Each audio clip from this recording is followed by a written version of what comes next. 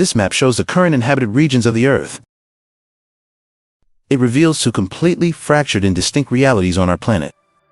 On one side is a habitable world, densely populated with cities and massive settlements. On the other side is a sparse, empty, and desolate frontier. In many places globally, the transition between habitable and desolate is perfectly divided by a nearly straight line that looks as if it were drawn by human hands. The first such line is on the African continent. The reason is obvious. South of the line is Africa's Sahel region, a semi-arid belt stretching across the continent. Rainfall is limited, but it still exists. North of the line is the Sahara Desert. Here, it might not rain for several consecutive years, and average temperatures can exceed 40 degrees Celsius for months. It is not surprising at all that no one lives here. But another straight line on Earth dividing two worlds is far more eerie, because it directly splits the most powerful nation in history, the United States. If you zoom in on the map, you will find a sharp divide between populated and unpopulated areas.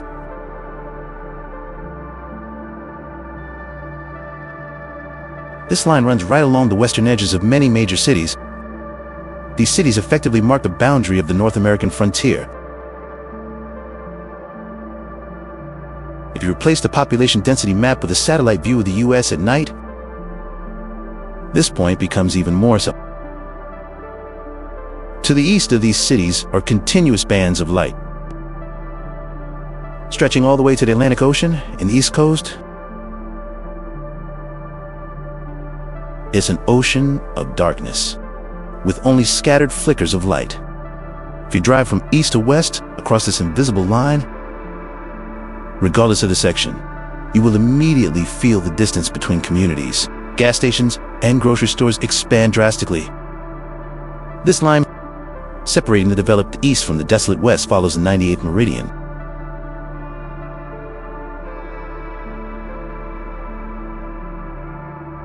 And it precisely splits the American population in two. A full 80% of Americans live east of this line. The remaining 20% live west of it.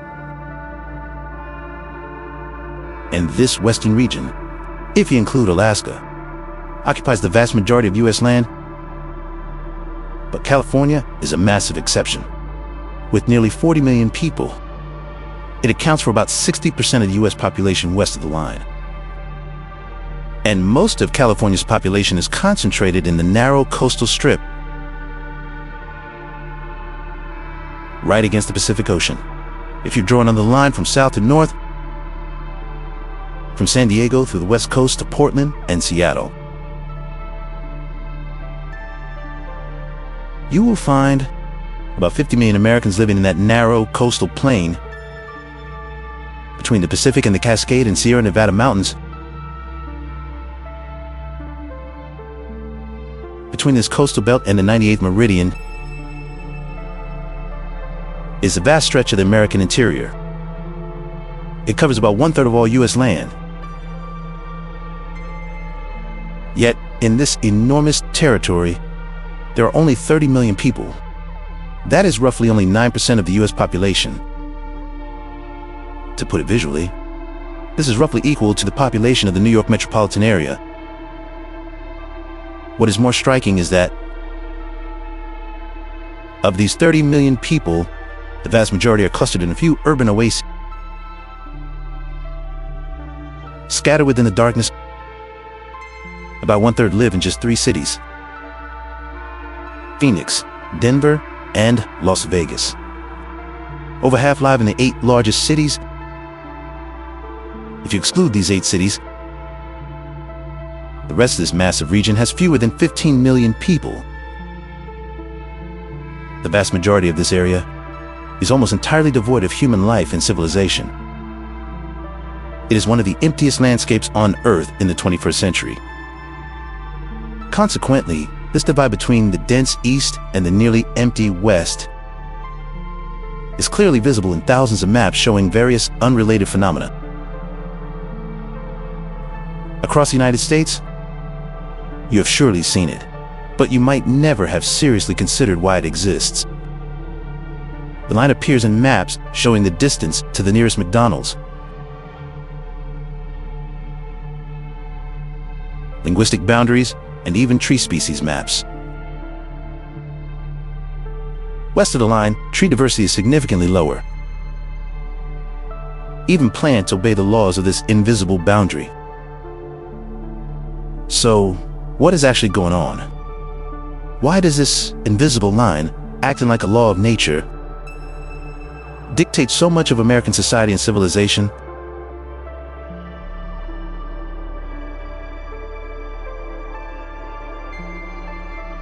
That plant life became increasingly scarce, until it nearly vanished. He felt the reason was simple. The East receives far more precipitation than the West. He mapped this divide between the humid East and the arid West at the 100th meridian. This was essentially correct. Looking at a modern map of annual precipitation in the U.S., you can see that along the 100th meridian, marked by Powell, annual rainfall drops sharply. To answer this, and this pattern holds true from north to south, we have to go back several decades, as early as 1878. The rainfall west of this line is simply much lower than to the east. This makes sustaining life much harder. That is why both trees and humans are scarcer west of the divide. A century and a half ago, Powell correctly identified the cause: the massive Rocky Mountains. It is the world's third longest mountain range, stretching nearly 5,000 kilometers, from northern British Columbia to southern New Mexico. These towering peaks block moisture-laden clouds from the Pacific. This prevents rain from crossing the mountains to reach the arid plains. This phenomenon is called the rain shadow effect. The rain shadow cast by the Rockies over the plains is immense. Of course, other geographical factors also shape this climatic line. First, the Rockies are not the only mountains blocking Pacific moisture. There is also the Cascade Range in the Pacific Northwest. On its western side, it creates a narrow, wet coastal plain. Vancouver, Seattle, and Portland are all located here, while the eastern side of the mountains is dry and arid. Pacific moisture cannot penetrate deep inland, making the climates of eastern and western Washington worlds apart. Coastal Seattle receives about 94 centimeters of annual rain. The town of Mattawa to the east receives only 11.4 centimeters, almost as dry as the famous desert city of Las Vegas.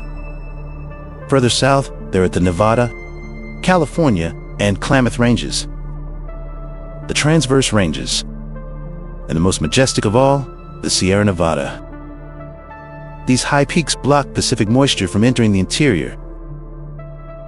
The West Coast is left with only a narrow strip of land with enough rain. Roughly from northern Washington to the San Francisco Bay Area, large cities like Los Angeles and San Diego can only exist in Southern California today due to massive irrigation systems and aqueducts.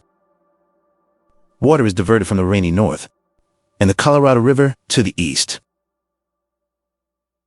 Thus, the American interior is completely stripped of moisture.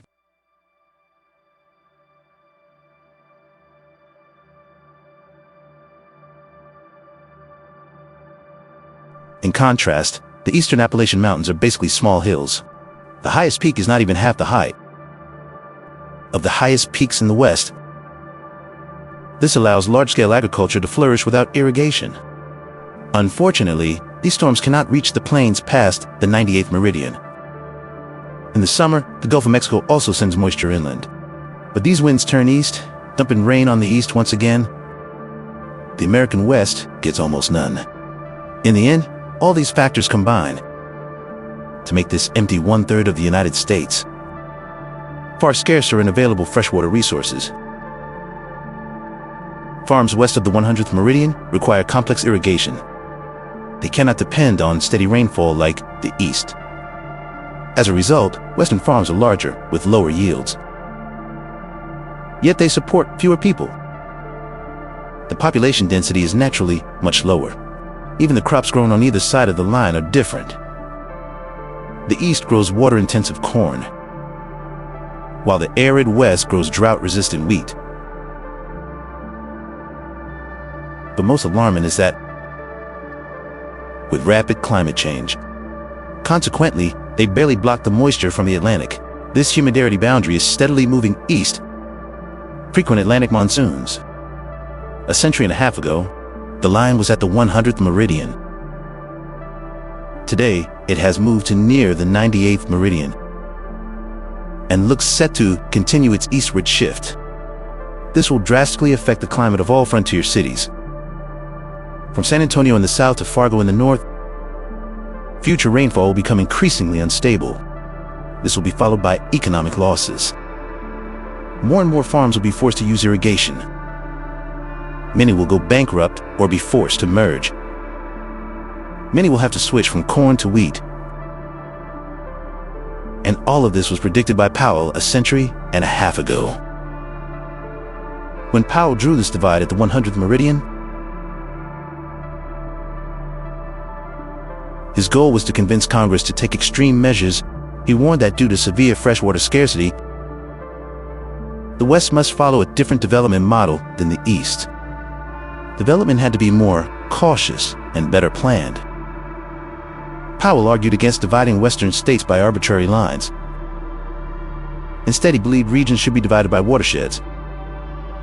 With natural watersheds as political boundaries, water management would be more efficient and rational.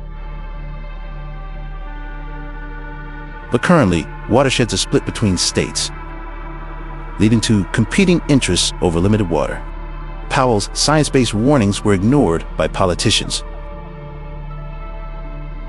And the struggle between states will only exacerbate the coming crisis.